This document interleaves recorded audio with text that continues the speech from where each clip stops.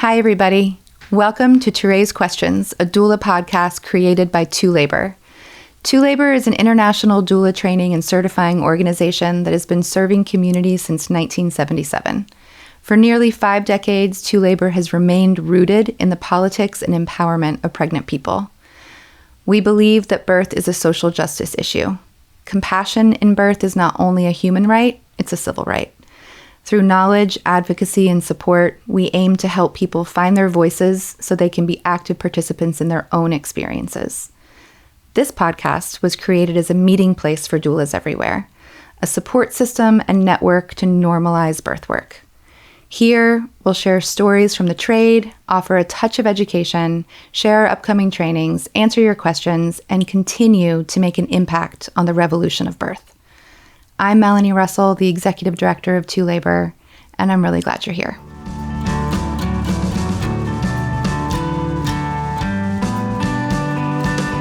It's been 8 years since I've sat behind this microphone, and I am so excited to bring this podcast back to life. I've got 2 amazing guests here today to help bring ToRAISE Questions back into modern times, and they are here to share about themselves, but also about the evolution that has taken place in these past 8 years. So first we have Hunter Moore. Hi. Hi, Hunter. Hunter is a ToLABOR certified professional birth doula. Hunter is also a mom of 4. Newly. Still getting used to saying that. Yes, me too. And is the collective coordinator for another business that we both run called The Brighter Birth in Richmond, Virginia. Hunter has taken on the responsibility and the role of teaching part of our curriculum here at ToLABOR now in the business category. So Hunter teaches our business of being a doula portion of the curriculum. And we have Cheyenne Varner. Hello. Hi, Cheyenne. Cheyenne is the founder of The Educated Birth, and Cheyenne has been a doula in Richmond for a long time, has trained with a few different organizations, but ToLABOR was your first. Yeah, absolutely. That's where I started. Yes. And Cheyenne has taken on the role of educator with ToLABOR now, running the history of racism in modern healthcare portion, which we call racism, reproductive health, and equity in birth. And yeah, we're so excited to be here. I'm so happy to be here. Cheyenne, you are a mom of, you've got 2 little ones running around at home. You have a bonus son. Yeah. And 20. you're growing somebody else right now. Yes. Yep. So very multi-generational, multi-age group household. Yes. So how many children do we have between us? 13. So I counted on the drive here. Oh, yeah. Counting this When one you on said the that inside. earlier, I was counting like, this But I too. think it's actually 14 with your bonus son. Okay, 14 14. total. So we yes. are responsible for 14 human beings. human souls. Between the 3 of us and our... Between just the 3 of running us. the world, Yeah. just running it over here. The fact that we're all here together right now and those 14 souls are okay somewhere is wonderful. Yeah. Yeah. And Rare it's also moments. back to school time. So this is like the first week going back to school. And what's your morning routine like getting out the door? Oh, well, we're beginning that. Yeah. So we have pre-K orientation tonight. So my oldest little one, who's 3, Nyala, she is, we did a dry run. Yeah. They did it without me. Good for you. Her dad. Oh, nice. Just her dad and her. She got up. She has a teddy bear backpack, teddy bear shoes. And ever since she got that backpack, she's been like, I'm ready to go to school. So he said, let's do your hair. Let's get dressed, brush your teeth, Good do dad. breakfast, Good job. and hop in the car. And then as soon as they got there, he was driving by and she was like, okay, I'm ready to go now. And he was like, well, no, it's not open. It's not today, actually. But yeah. So I think that's what it's going to look ready. like. She's ready. She's ready. She's ready. That'll be good. And how many days a week will she be in school? 3.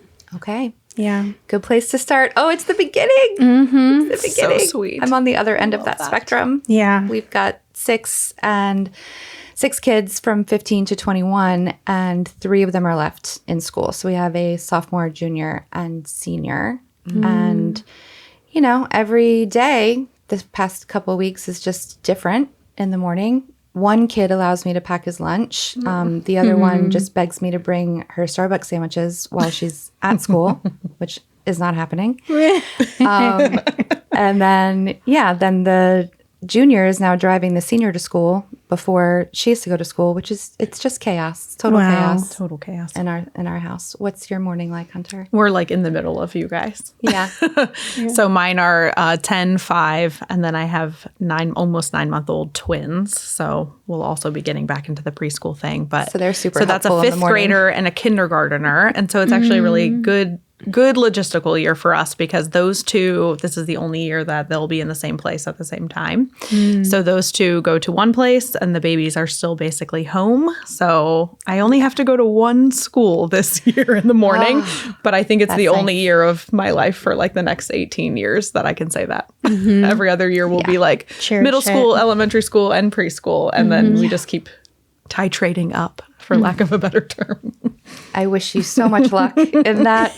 I have a little PTSD. I think there was a year where we had 5 different schools between 6 kids. Yeah. And no buses.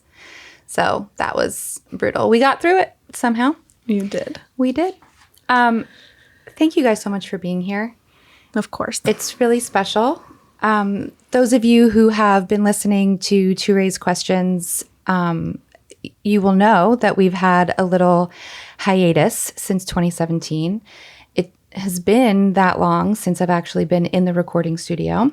And I used to be the co-host for this podcast.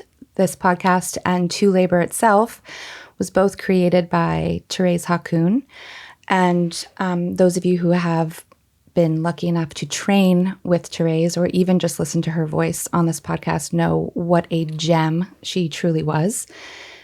Just a, full transparency. I'm going to try not to cry while we talk about this. But ToRAISE didn't talk about her journey with cancer through the last few years of podcasting. There were actually a lot of things we didn't talk about while we were podcasting together. But we always met, I think before it started with like 30 minutes before podcasting, we would meet to try to flesh out just like a quick catch-up session on what was happening. And then 30 minutes became 45, and then 45 minutes became an hour. And then by the end of podcasting, it was 2 hours of just talking. And then we were like, oh shit, we missed the podcasting. We forgot the podcast. We also say bad words in here, so that's okay. And so... yeah, ToRAISE was on a long journey with cancer, something that she held very close, but something that she dealt with just like a good doula would, with tons of research, tons of different attempts at treatment. She traveled all over the world, had so much support from her inner circle, her children, her partner, also those close doulas to her. And she did absolutely everything to beat it. Unfortunately, we lost her in 2019.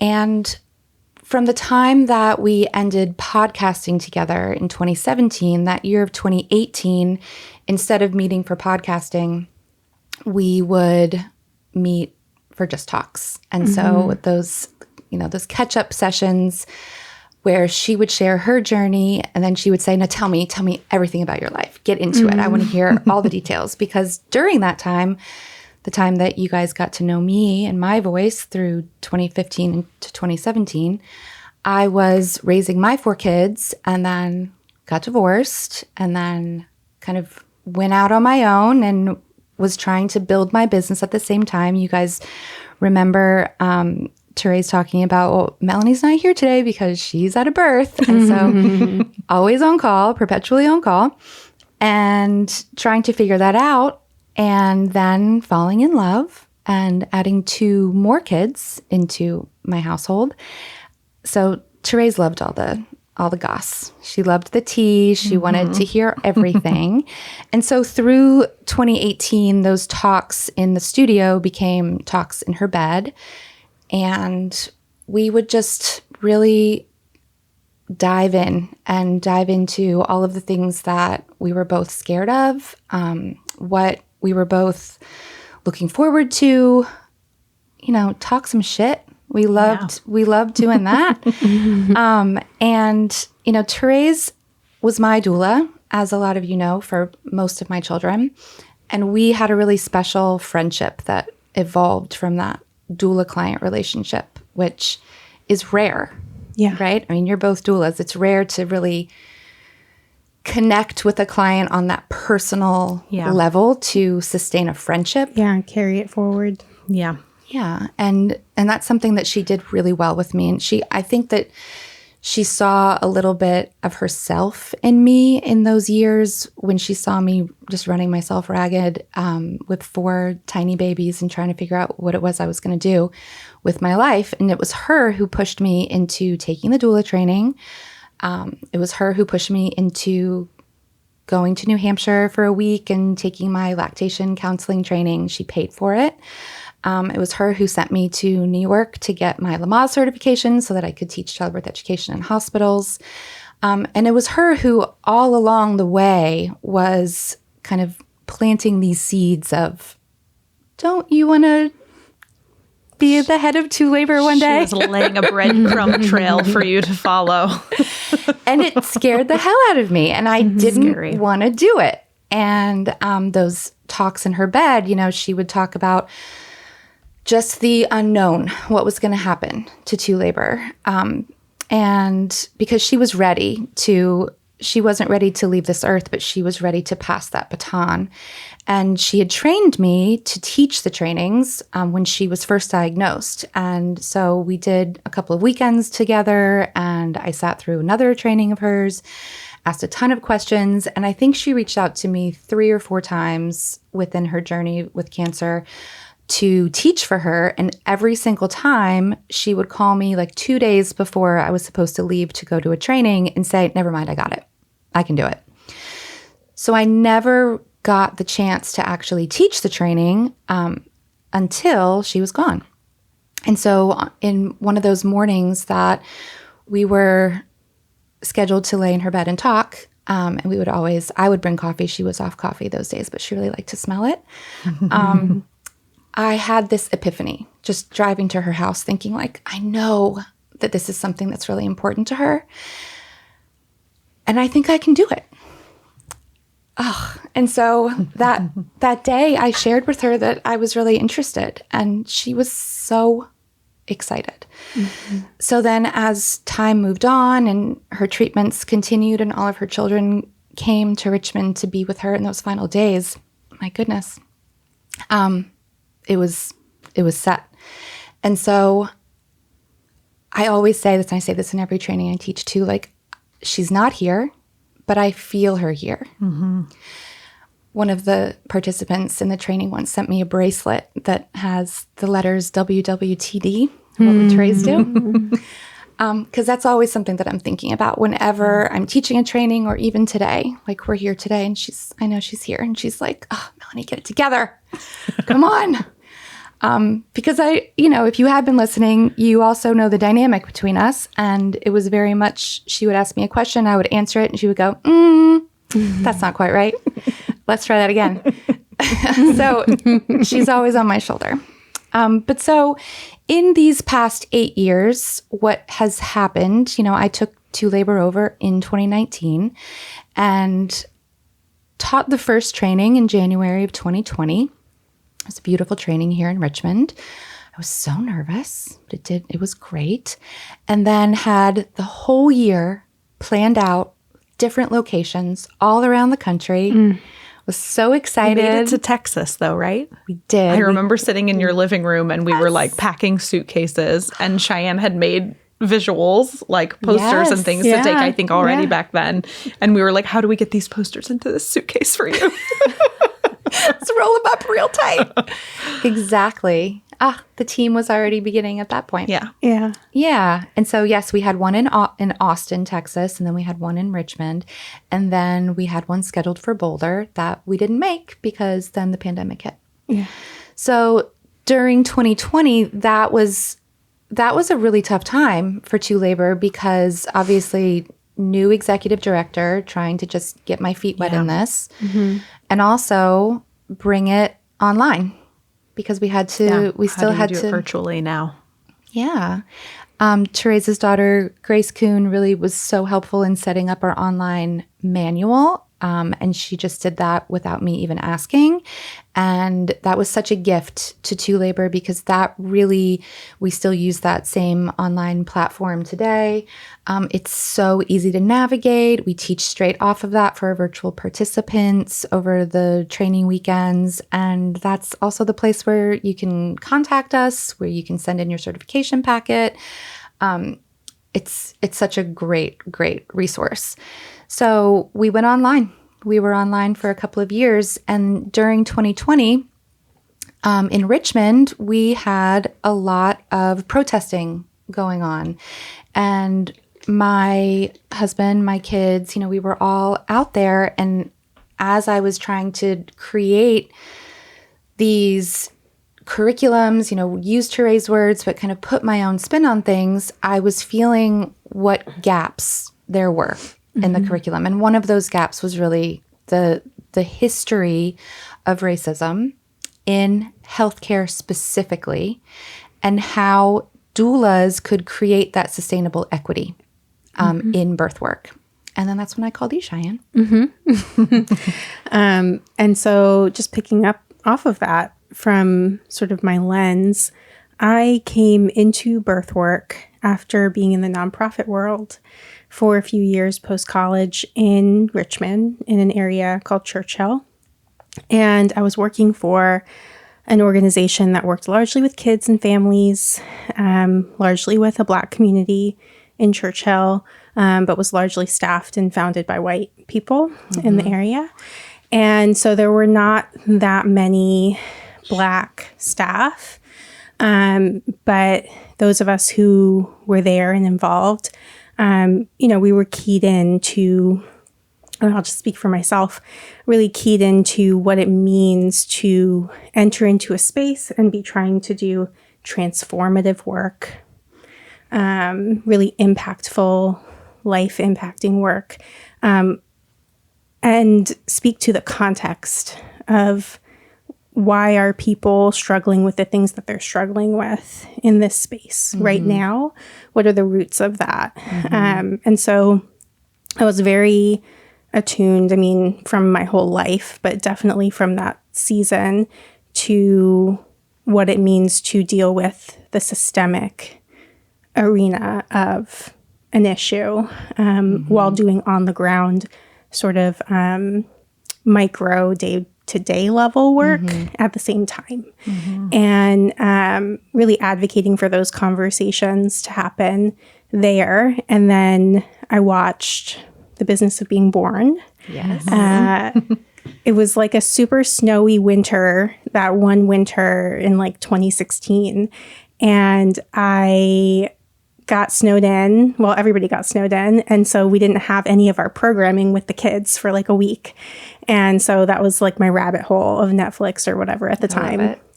And so I learned about birth workers, and I also learned the context of maternal mortality for Black women and birthing people in the U.S. And so that rocked me. And someone referred me to ToLABOR. So I communicated with ToRAISE over email right away coming into this space with, I'm pretty much straight out of college, nonprofit world. I'm learning about this major issue and I want to be on the ground to do work in it. And so I contacted her, and right from the start, I was like, I don't have a lot, but I want to take this training and, how can we make this happen? She was flexible with me to create a payment plan and provide some level of a discount so that I could get in there. And, that was it. And so in taking the training, right, And having that lens, I was one of maybe 2 Black women or women of color in the training, and it wasn't a part of the curriculum, that specific element. So I remember communicating with her maybe after on some level and just being like, hey, this is like where I'm coming from and like what exists in this space. Like, is that something you guys would talk about, or what would it look like to talk about it? And she was just very like, there was no like defensiveness with her in me bringing it up. It was just kind of like an acknowledgement of like, yeah, that's a real thing. You're right. And, you know, so I think I came on ToRAISE Questions and spoke about that issue a little bit more with her way back when. And then, you know, she was just very encouraging as I was starting what I was doing with the educated birth to just go out and be the change, right? And to do the thing. So she was so impressed by you. Oh, You were definitely a part of our communication in bed a couple of mornings. She was so impressed by she was like, she's so young, she's so vibrant, she's really driven. You know, she believed in you. Oh, I felt that, you know, and so, you know, in these spaces, when you think about what allyship looks like, you know, just the whole complex web of everything, I do really feel grateful.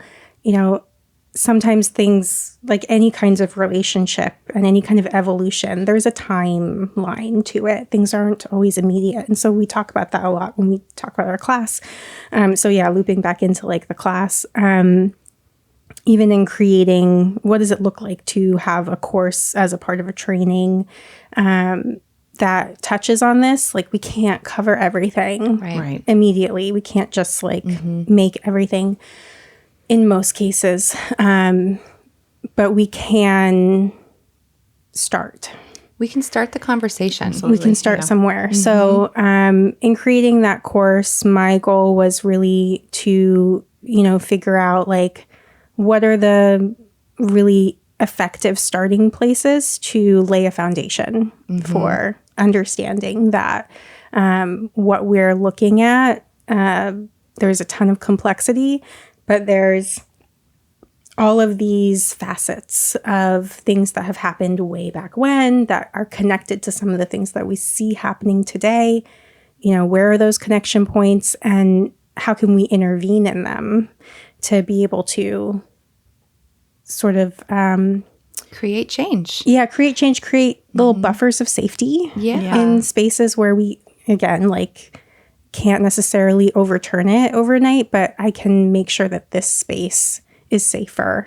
I can kind of facilitate something more effective between my client and this institution or a specific care provider, or kind of guide someone towards a direction that maybe is a little bit more set up to understand them, to be able to speak their language, to be able to see them in a wholeness that will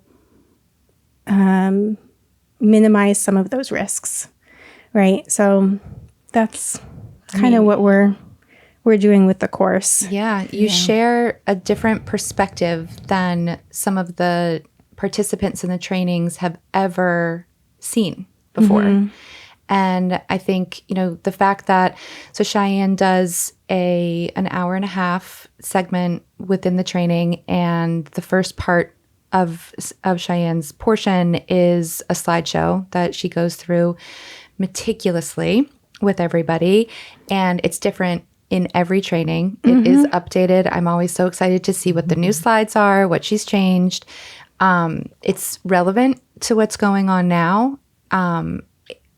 She adds in current podcasts, Netflix shows, movies, articles, and really gives people a way to think about racism, to learn about it in a very safe space, to be able to ask questions, we start the whole training. There are no dumb questions here. Please, this is a safe space. It's just like a birth. We're creating that environment.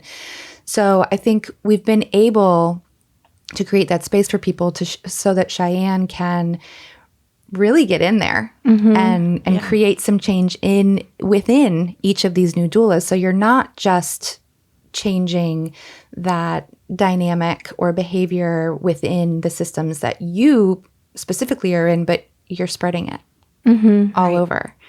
So I love it. I think it's been such a great addition to the training, and there will be more. We've got lots of ideas in the works for future to bring even more of this into ToLABOR. Yeah. So I'm always happy to be there, and I'm always saying, like, at the beginning, I'm like, I'm going to talk a mile a minute. I'm going to cover a million things. It's going to be, this is what we're not going to get to. This is, all the things. And then at the end, I always have to guide everyone through a deep breath, but it's largely for me.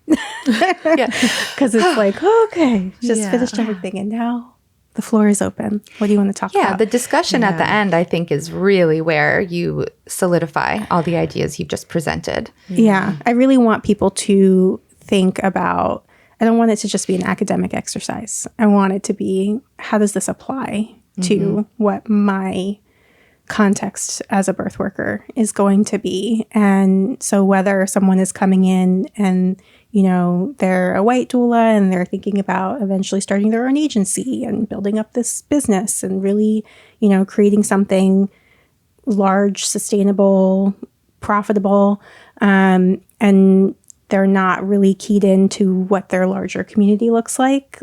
How do I need to, at the start of my journey, start processing this? Yeah. And knowing how I can participate with my community in a way that aligns with the people who are working within their communities that have these needs.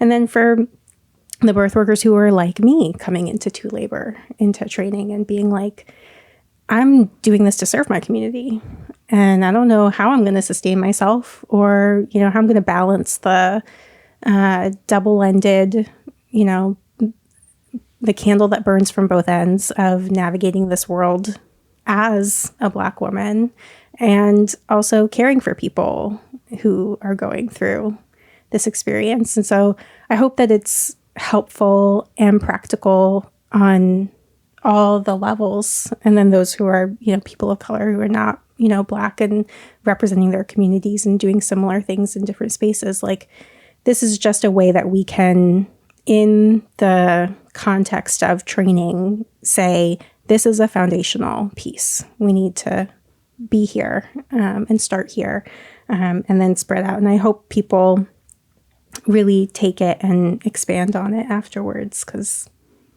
that's it. That's the goal. That's the goal, right? Yeah. The broader reach. Yeah. Yeah, that's my piece. Thank you. So when I was looking at the curriculum and preparing to teach, I was thinking about the gaps that were there when I took the training. And, the training, when I took it, was really life-changing. I left that training. I went into it really going for ToRAISE because she saw something in me. And I left thinking, I will do this work. This is my calling. This is who I am, who I'm supposed to be. And so working in Cheyenne's segment was very important to me. But then also what I did with my doula practice was I built a business out of it. Yeah. I started teaching classes. I started practicing. I started a collective. And I love to say, I didn't go to school for business. So I knew nothing about business. And that was a piece that I wish I had had more information on. Mm-hmm. So while I was building that business, I met and fell in love with Hunter Moore. You actually always say, I didn't go to school for business, but Hunter did. Yes. And now that I have Hunter on my team, Hunter did, thank goodness. That's why I snatched her up.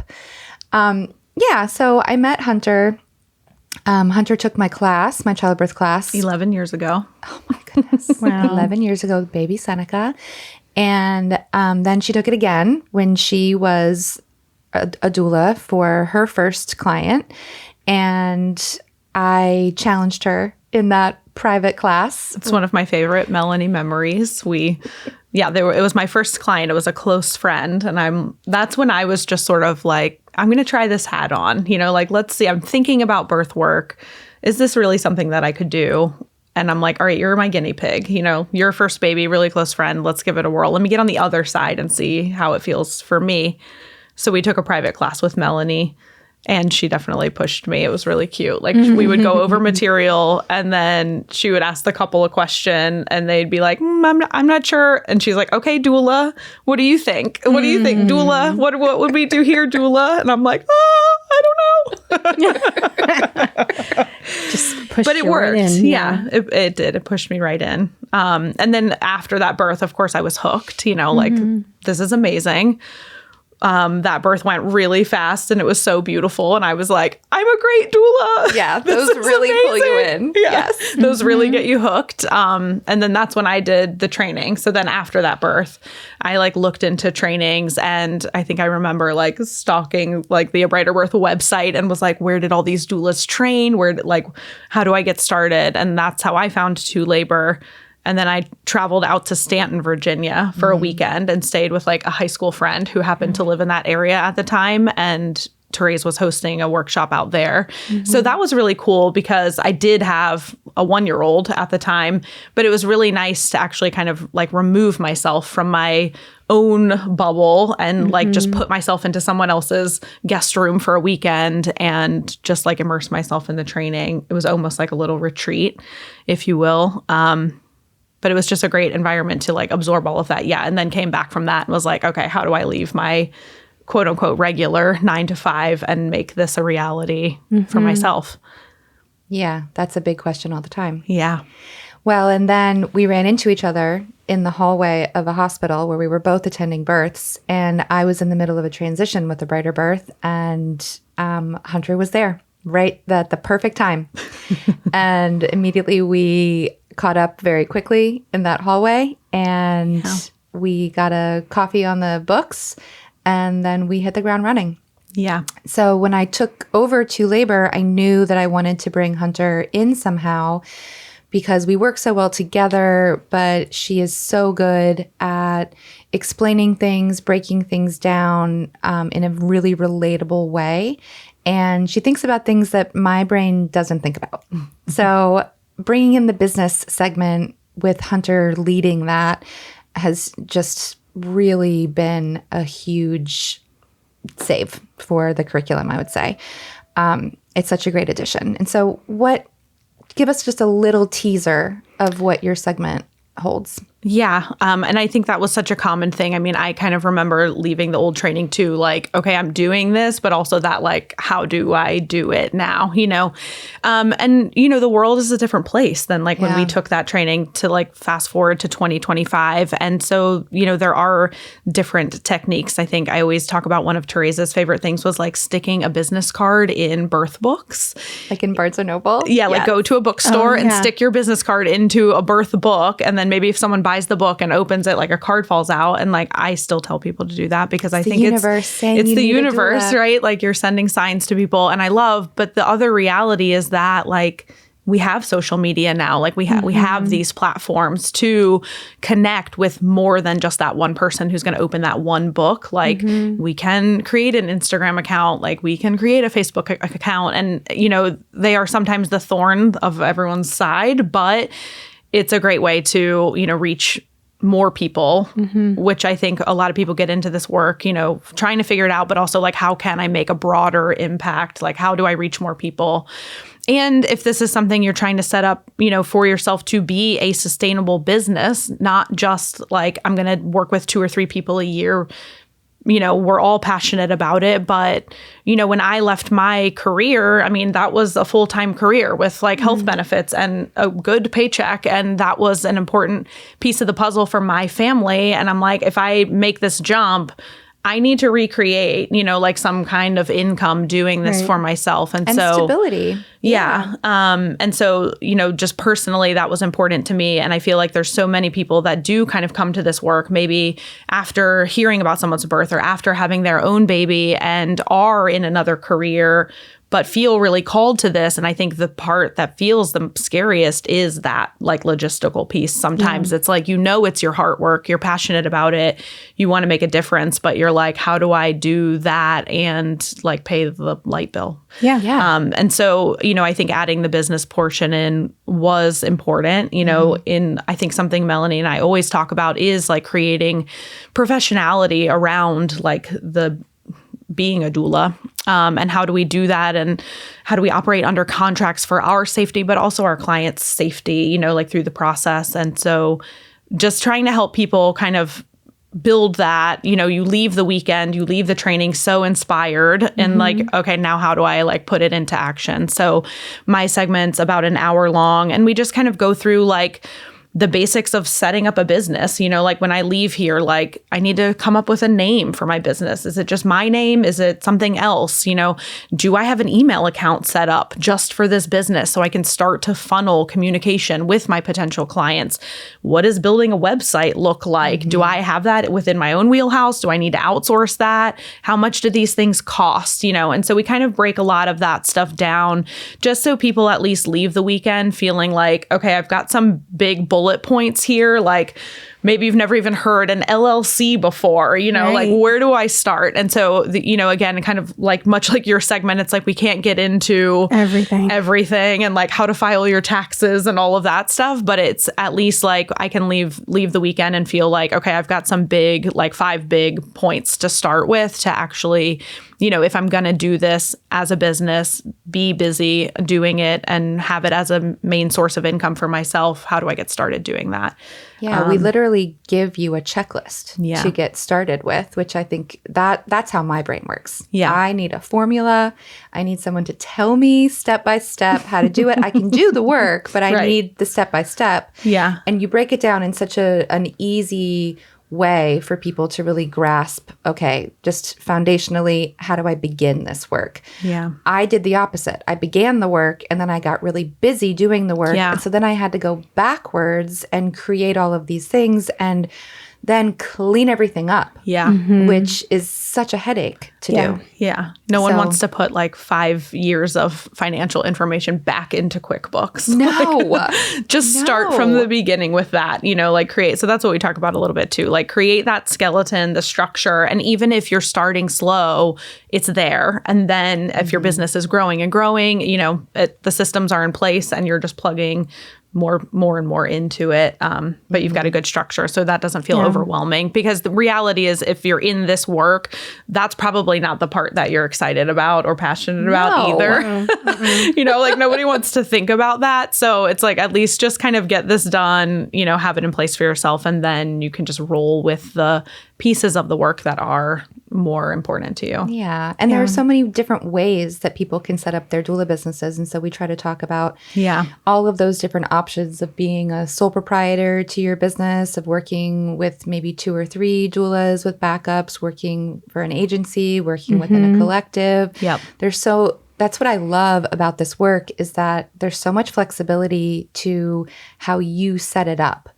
I know being on call could be an entire episode, which is so hard, but I haven't ever had a 9-to-5 job. I've been able to drop my kids off at school, pick them up from school most days if I'm not at a birth, and that's really important to me. And so to create that flexibility, I created the team that I needed.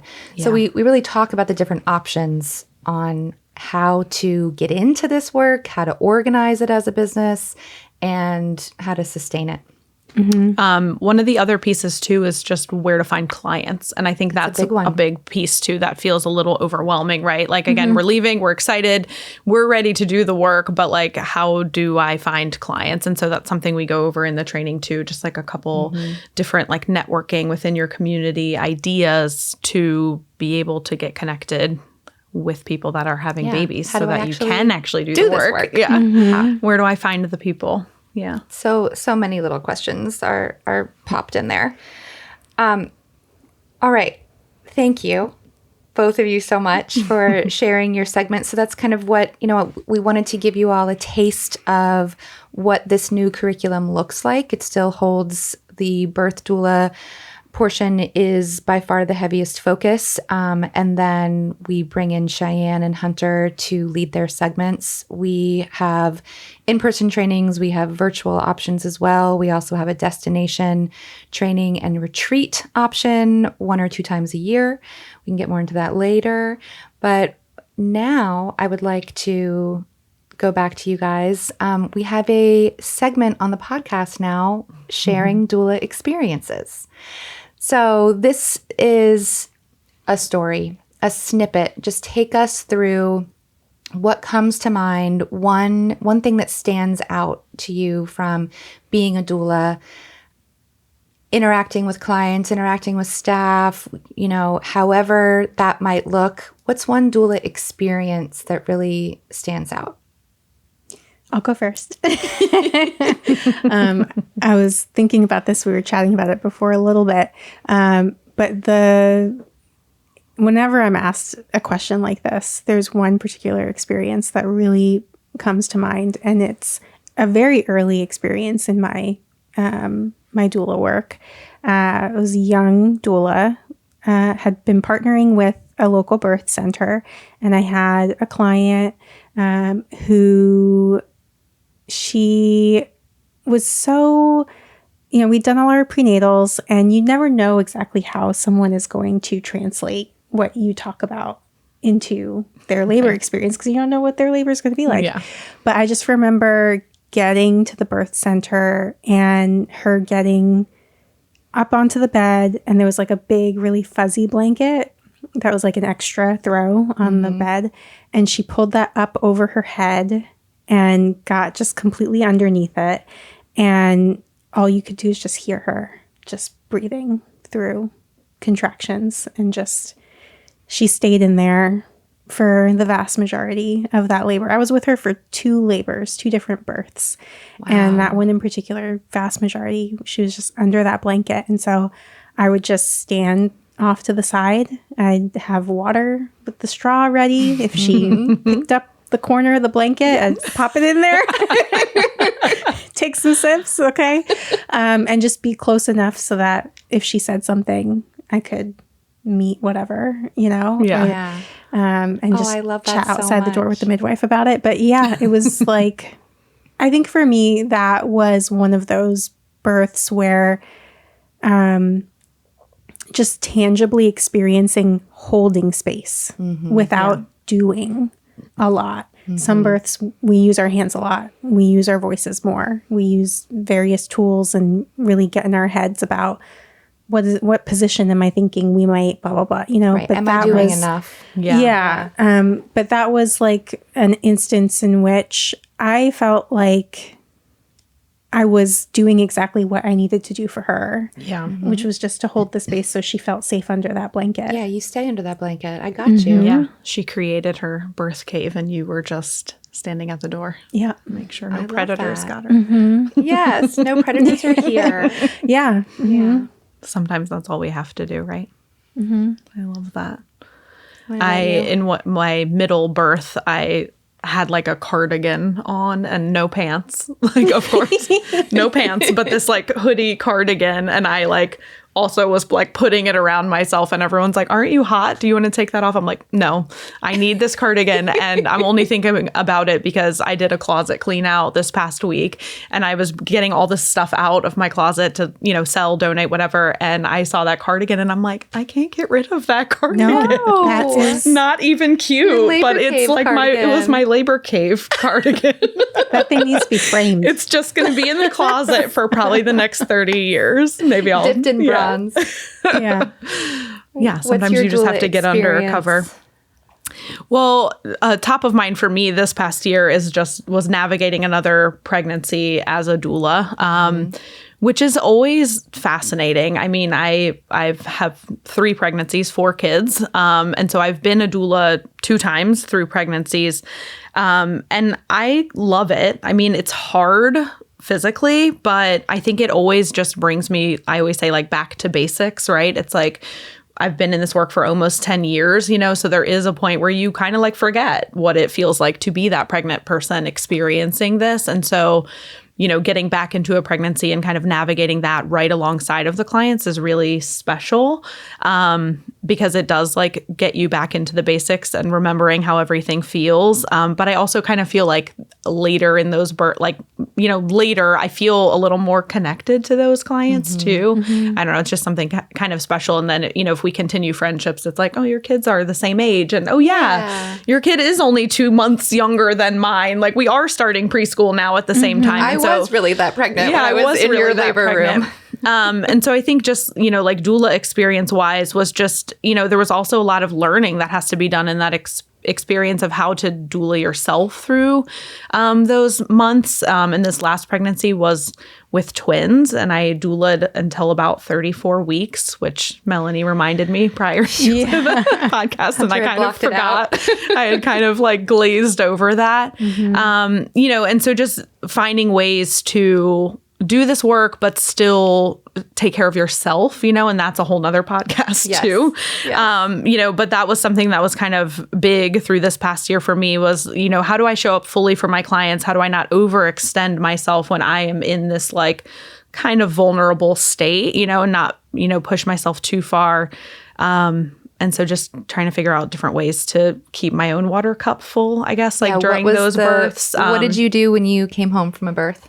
I go to get food. I just immediately would get food on the way home, because a lot of times we're just, sustaining on bars and crackers through a birth. And so I would stop and just get like a giant meal and then just go straight home and just fill up the bathtub and like eat the food in the bathtub. I'm not gonna lie. Just like get in, that sounds huge like ice water, huge bowl of food, and just like soak my tired body. But that was it. And then, you can reset and you're back for another day, another, your own family or the next birth or whatever it is. And there's a whole element too to kind of figuring out how to take time off. I know a lot of birth workers also are, growing their own families in this time frame. And so, figuring out the logistics of that too, of like, how do I give myself a true like maternity leave here to be in my own little nest? And so navigating that, and figuring out, how to find the time for that and when's the right time to come back into the work. And so there was kind of like I was able to give myself, weeks off and spend time with those babes while they were teeny tiny, and then just sort of ease back in, 2 clients that first month, 3 the next, 4 the next, and just kind of get your mind back in business. You did a really good job. Thanks. Still figuring it out. I know. It's a day-to-day thing. Thank you so much for being here. This was a really special day for me, and it was so nice to see both of you and to hear your voices and share your stories. Hope to have you back on. Yes, we'll be back. More. Absolutely. Thank you so much. We have so much to talk about. And then what's coming up for ToLABOR? We've got 2 trainings left on the calendar for this year. We have our destination combo doula training and retreat happening in Wintergreen, Virginia, coming up September 11th through the 14th. You will see all of us there and a few new faces, which is going to be really exciting. And that is going to be our retreat style training. So that is where we are all staying in a gorgeous house together. We have wellness activities planned out, kind of what Hunter was just talking about with how do you care for yourself as a doula, how to doula the doula. We like to try to implement those tools right from the beginning. And you can sign up on our website, ToLABOR.com. We also have our last training of the year, December 5th through the 7th. That's going to be just a birth doula training, where the September training is birth doula, postpartum doula, and lactation. The December training is solely birth doula training, and that is going to be in Richmond, Virginia, also with the virtual option, as always. And you can email us questions that you would like us to answer on this podcast. You can email Melanie at ToLABOR.com and check out the website, again, ToLABOR.com, and follow us on Facebook and Instagram. Thanks, guys. Thanks for listening. This podcast was recorded in Richmond, Virginia at Overcoast Music and Sound, produced by Travis Tucker, mixed by Perry Young, and special thanks to my husband, Jared Russell, for filming and directing this episode and for all of his input all along the way.